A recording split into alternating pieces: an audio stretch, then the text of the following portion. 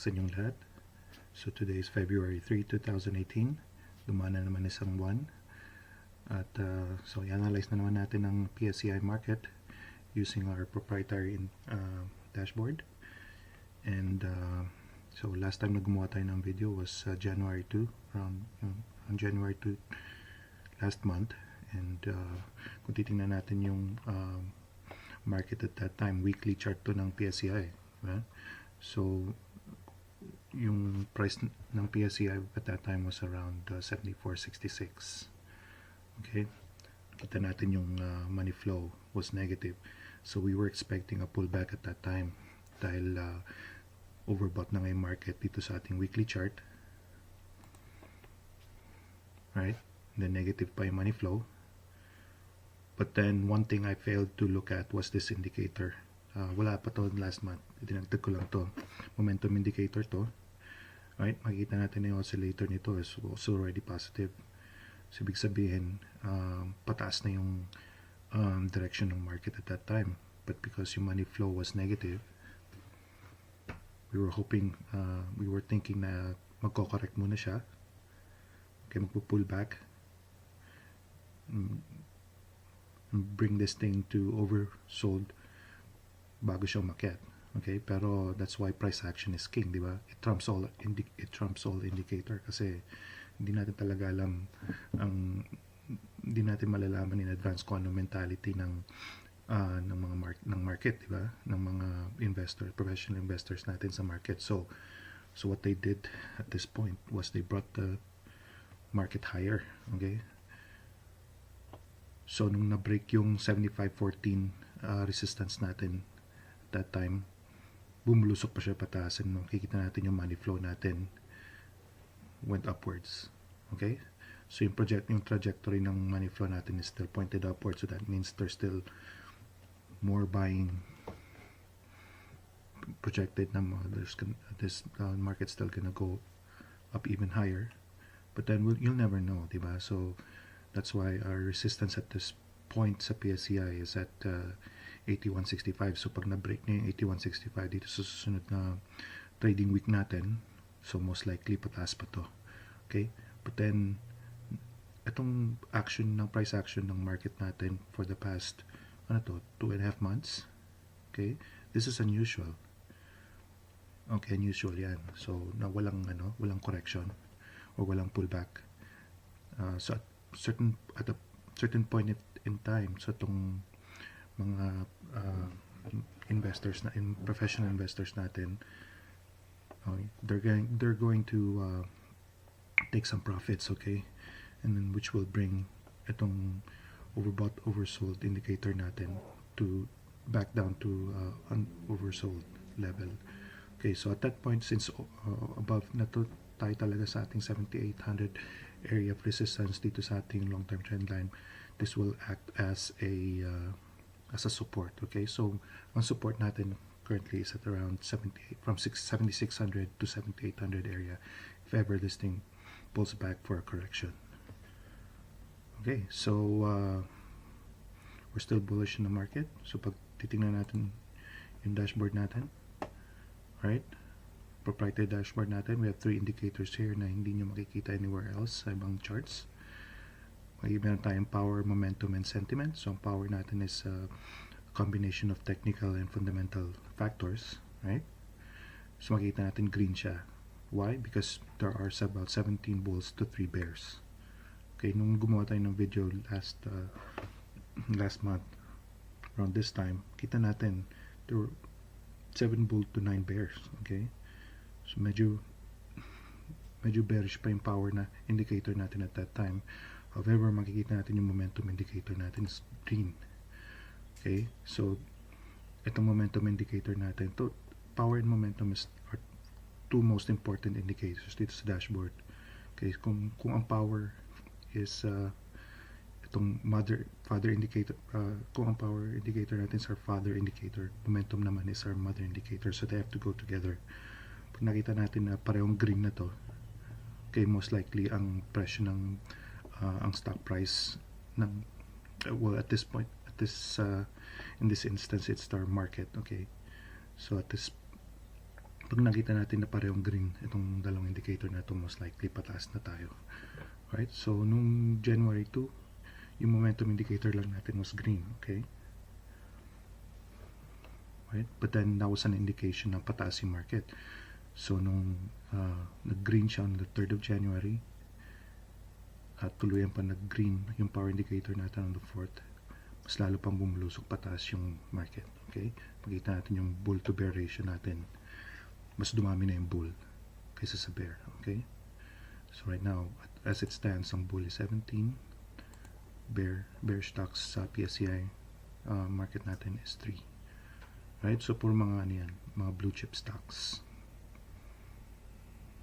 Right? So dahil power and momentum indicator natin is bullish, we can consider ang PSEI market natin is current. Alright, so right now titingnan naman natin ang bawat sector dito sa PSEI market natin para malaman natin kung nasaan ang sector rotation. So right now, makikita natin tong financial chart natin ng financial sector. Again, this is a weekly chart. Makita natin tong strength indicator natin. Strength indicator is not a power indicator. Strength is just purely technical. This is an absolute strength indicator which measures the health of the stock, or in this case our financial sector. Okay, so if it's showing green, so that means itong sector natin is really strong, very healthy. Okay, so makita natin momentum is slightly green, which means it's outperforming the market, currently outperforming the market by a little bit, and our sentiment is sentiment ng mga profession natin is currently neutral. Okay, we are makita natin sa chart natin na ang money flow natin is very strong. Our overbought oversold indicator natin is pointed upwards, so that means there's still more price action. We're expecting more price action dito sa sector na to, and currently itong directional indicator natin is not showing positive. Okay, so which means most likely itong financial sector natin is still going to continue to go upwards, although mayroon tayong resistance dito sa 1900 area. Okay, so financial sector is a good sector to get into. So if you have a portfolio, make sure that you have some stocks in the financial sector, right? Holding sector naman, so makita natin, just like the financial sector, strength of this sector is very strong. Momentum is slightly green, which means it's outperforming the market.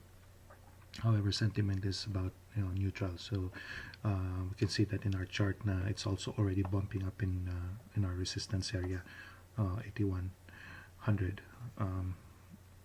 So makikita natin na itong money flow natin is also positive, which means that there's still more price action, positive price action that will be happening in the sector, and we can see itong directional indicator and its baba is also positive and still pointed upwards, so we're expecting more positive action dito sa holding sector. Okay, so again, holding sectors are looking really good. So if you are going to buy some stocks, make sure that you have you have some holding, so some stocks in the holding sector in your portfolio. Okay, so industrial sector naman is looking better than holdings and financial. Makita natin ang momentum is really green, which means it's really outperforming the market. So if you are going to buy stocks in the PSEI market natin, mga blue chip stocks, make sure that they belong in the industrial sector. Dahil makita natin, no, momentum is really green, which means you are fishing in the right pond, right? So which means if this momentum indicator is very positive, itong lahat ng mga stocks na nasa industrial natin, sector natin, has the biggest probability of going up. Pero dahil we're bumping up dito sa ating resistance area natin of around 11,800, medyo ingat-ingat lang tayo. I would suggest caution if you're buying in this sector right now, and just wait for it to dip, okay, into the oversold area and before coming in. Alright, but pag na-break niya itong resistance natin, which means around the 11,850 area, that means there's still more positive price action, so most likely pataas pa to. But then it's not normal for a sector or a stock to go up for many months, okay, without correcting. Alright, so ingat-ingat lang tayo, okay. So although industrial sector is like the best sector in the stock market right now, mining and oil, It's all red, so stay away. Ano ba masasabi ko? Strength, momentum, and sentiment indicators are all red. So this sector is very bearish right now. So lalo na nasa overbought area na tayo. So every time na umaabot sa overbought area tong sector na to, nagkakaroon ng pullback. Okay? Yung pullback niya is even breaking tong support. Right? So at this point, we're still expecting the mining oil sector to pull back and break itong mga support areas niya currently, which is around the 8,000 area. Kita natin itong directional indicator natin has been negative all this time. Alright, so every time nagkakaroon itong mga red area natin dito sa indicator natin, okay, nagpo-pullback siya ng matindi. Alright, so mining and oil, very bearish, so stay away from that sector for now. Property, makita natin strength indicator is bullish, it's strong. However, momentum indicator is red, which means it's underperforming the market. So if you're going to buy stocks in the market, in this sector, just make sure that the stock that you're buying, okay, is the momentum niya is outperforming the market. But if you're trying to create a portfolio, property sector is also a good sector to buy in.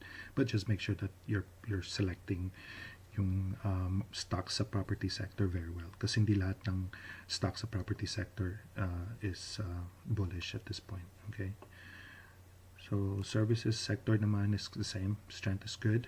However, momentum is red, which means it's underperforming the market. So pili-pili lang sa mga stocks natin sa services sector ang bullish or outperforming the market. So if you're buying stocks in the services sector, just make sure that it's not underperforming the market. All right. So sentiment is also slightly bearish. So that means that there's profit taking going on in this sector.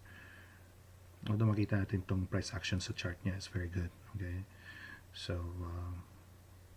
it's also worth buying stocks in this sector to put into your portfolio. Pero okay, so next titingnan natin ang bawat stocks sa blue chip stocks sa PSEI market, and using our proprietary dashboard, identify natin kung alin sa mga blue chip stocks ang bullish or bearish. Okay, so first is Ayala Corporation. Makikita natin ang power indicator ng Ayala Corporation is green, which means fundamentally the stock is bullish. However, since momentum is red, and which means it's underperforming the market. So currently, it's giving us mixed signals. All right, so that means Ayala Corporation,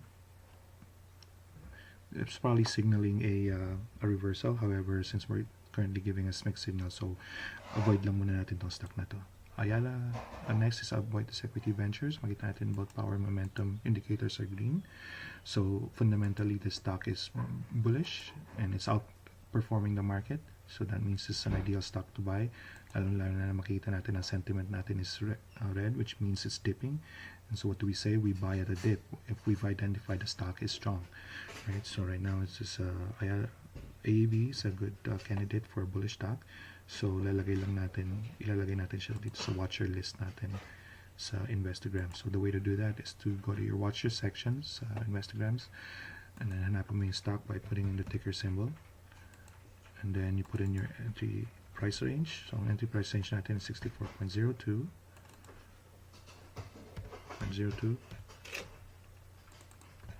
to 66.14. So ito yung be above price and T price 1 price range natin 66.14. Okay, 66.14. And then yung cut loss price natin is itong sell below price 60.76. And then target price is so conservative lang tayo, that way it's easier to achieve, 68.84. So pag na-break tong lower target price natin, then we just manage it by putting our stops higher. Okay, and then you add that to your watch list, and that's how you add your stocks to your Investogram watch list. Alright, so next identify natin ang the rest of the bullish stocks in the stock market, and then I'll just be adding those in my watch list there later. Okay, so next is AGI, bullish stock, so add that to your watch list. Ali, is the power indicator is green, which means it's fundamentally strong. However, momentum is neutral, which means it's either outperforming or underperforming the market. It's just going along with the market, which is trending higher. So, which means that Ayala Land is also trending higher, right? So, i-add mo rin tong Ayala Land sa watchlist mo. Next is Boitis Power. Makita natin ng power and momentum indicator natin are green. Sentiment is also green, so this is an ideal stock, bullish stock to consider. So add this to your watch list. BPI is power is neutral, but it's 4 stars, which means na this has the tendency to be bullish. However, since momentum is red, that means it's underperforming the market. So let's just stay away from the stock for now. BDO, natin power and momentum are bullish, so this is a good candidate to be to add into your watch list. So add BDO to your watch list. DMC, mixed signal, right? So stay away from the stock for now. Globe Telecoms, right? Power is neutral, momentum is red, so stay away from this stock for now. ICT, both power and momentum are green, so this ideal bullish stock, so add this to your watch list. JFC, right now JFC is neutral because it's overvalued right now. Okay, makikita natin nagkakaroon tayo ng a profit taking amount ng mga professionals currently. So hintayin lang natin siya mag-dip bago natin siya pasukan ulit dahil momentum is still strong, which means it's outperforming the market. So ang technicalities nitong stock na to is very, very positive. Okay, so Jollibee is a good stock to buy because it's a fundamentally, even though neutral siya, but then it's people are getting to this stock, so that's why it's outperforming the market. So you can add this to your watch list too and wait for this to dip. JGS, very, very positive stock, so add this to your watch list. LTG, bearish stock, ignore. Metropolitan Bank, very bullish stock, add this to your watch list. MEG, very bullish, add that to your watch list.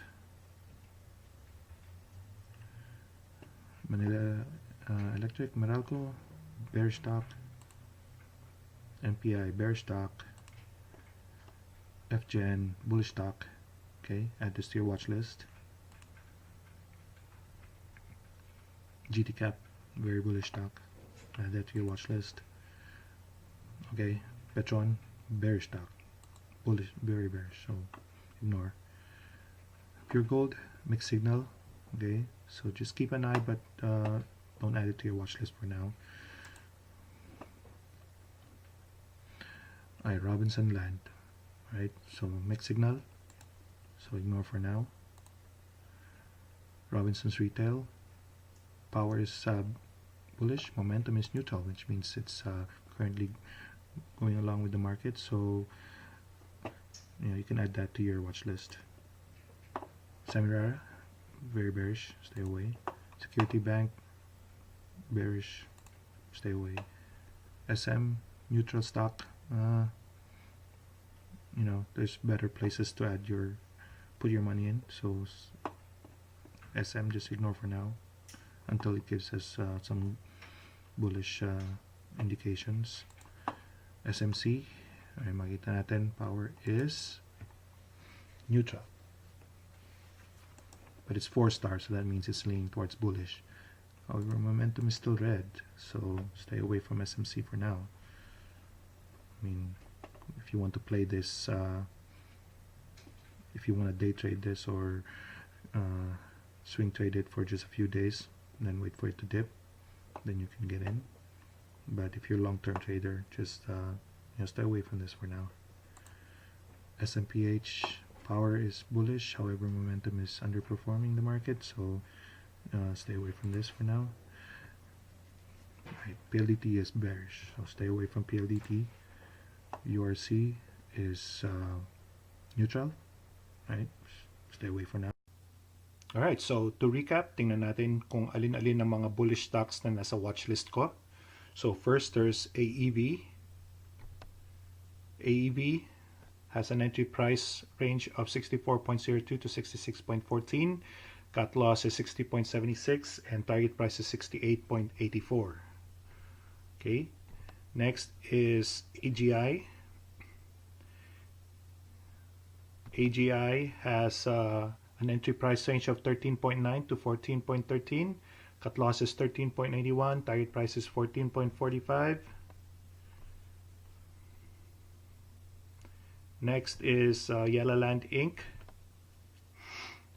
Entry price ng Ayala Land is 44.44 to 45.57. Cut loss is 43.95, 43.35, and target price is 46.68.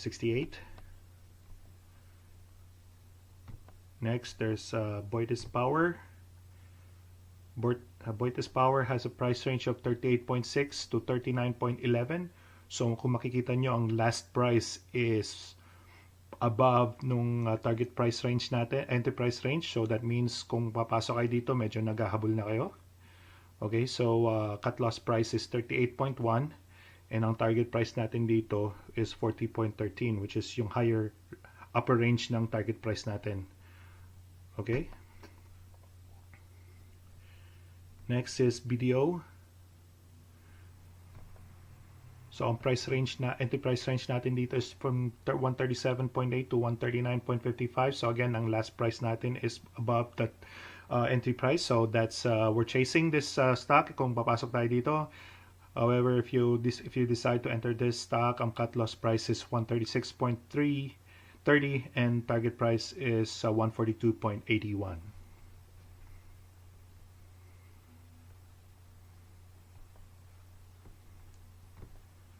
Next is ICT. Entry price range is 108.19 to 110.95. Cut loss is 107.86. Target price is 113.71.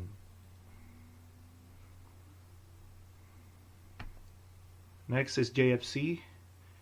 Entry price range is 318.53 to 326.09. Cut loss is 311.21. Target price is 333.54.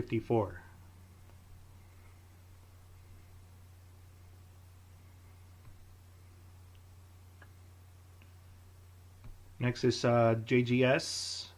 Entry price is 65.57 to 66.57. Cut loss price is 64.66. Target price is 68.47.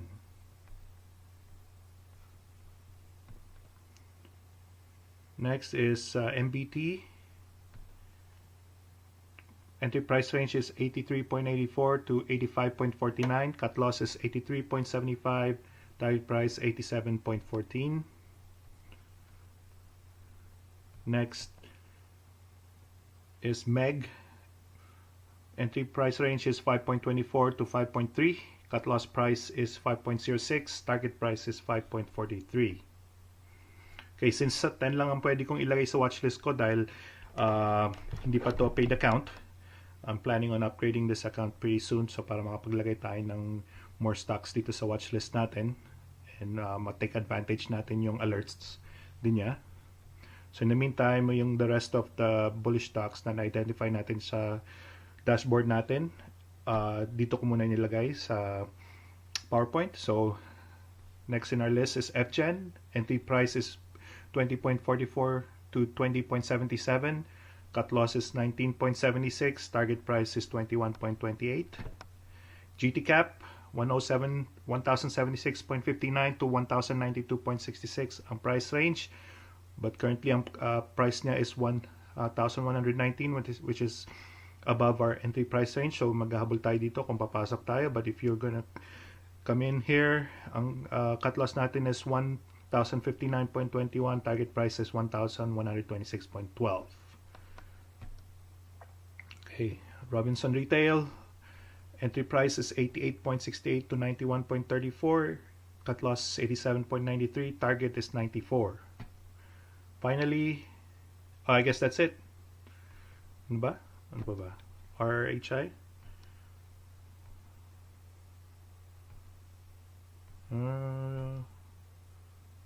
Okay. I guess that's it. Okay, so thanks for watching this video and hope to see you guys next time. I'm thinking of uploading my first analysis of the US stock market later today. So kung sakali mangyayari man yun, see you then. All right.